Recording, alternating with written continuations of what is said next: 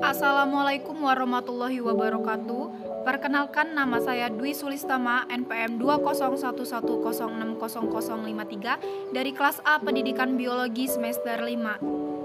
Yang pertama, pengertian seleksi alam, yang dimana secara etimologi seleksi alam ini merupakan kemampuan alam untuk menyeleksi organisme yang hidup di dalamnya sehingga hanya organisme yang mampu menyesuaikan diri terhadap lingkungannya yang dapat bertahan. Kedua, seleksi alam merupakan proses yang terus berlangsung karena keadaan lingkungan yang terus berubah. Kepunahan dapat terjadi apabila proses adaptasi tidak sejalan dengan perubahan lingkungannya. Yang kedua yaitu ada sumber variasi, yang dimana variasi seleksi alam ini berasal dari mutasi materi gen, pertukaran gen melalui reproduksi seksual dan migrasi antara populasi gen flow. Variasi juga berasal dari pertukaran gen antar berbagai spesies, misalnya melalui transfer gen horizontal pada bakteri dan hibrisasi pada tanaman. Meskipun ada introduksi konstan variasi melalui proses-proses ini, kebanyakan genom spesies identik pada semua individu spesies yang bersangkutan. Selanjutnya, yang ketiga ada sejarah terjadinya seleksi alam, yang dimana pada Juli 1858 Darwin Wallace, yang memiliki nama panjang Charles Robert Darwin, adalah ilmuwan asal negara Inggris yang menemukan hasil penelitian di Pulau Galapagos untuk menunjang teori evolusi melalui The Linnean Society, yang dideklarasikan sebagai penemu secara bersama Discovery Horizontally atas teori seleksi alam dan evolusi. Charles Darwin juga disebut sebagai bapak evolusi karena memiliki data yang lebih lengkap untuk menguatkan teori evolusi ini.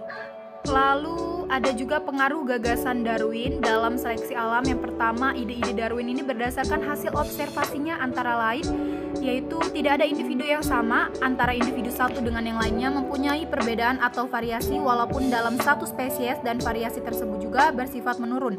Kedua, setiap populasi cenderung bertambah banyak karena mempunyai kemampuan untuk bereproduksi.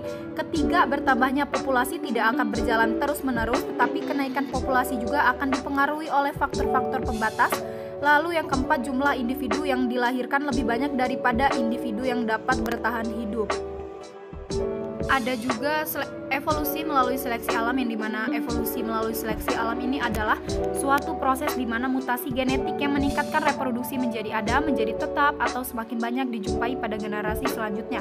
Evolusi melalui seleksi alam terjadi pada populasi suatu spesies yang berubah dari waktu ke waktu. Seleksi alam juga dapat mempengaruhi populasi menjadi 3 macam seleksi alam, yaitu seleksi alam terarah, seleksi alam stabilisasi, dan juga seleksi alam disruptif. Adapun yang terakhir yaitu dasar genetik seleksi alam, yang dimana pergeseran genetik adalah perubahan dalam frekuensi gen pada suatu populasi berukuran kecil akibat kejadian acak. Pada umumnya, hanjutan atau pergeseran genetik ini disebabkan oleh bencana besar dan pembentukan koloni baru oleh sejumlah kecil individu. Bencana besar misalnya letusan gunung berapi dan tsunami dapat mengurangi ukuran populasi secara drastis. Akibatnya juga struktur genetik populasi kecil yang selamat mungkin tidak mewakili struktur populasi semula. Situasi ini biasa disebut dengan efek leher botol atau bottleneck effect. Baiklah, sekian penjelasan seleksi alam dari saya akhiri. Wabillahi taufik walhidayah. Wassalamualaikum warahmatullahi wabarakatuh.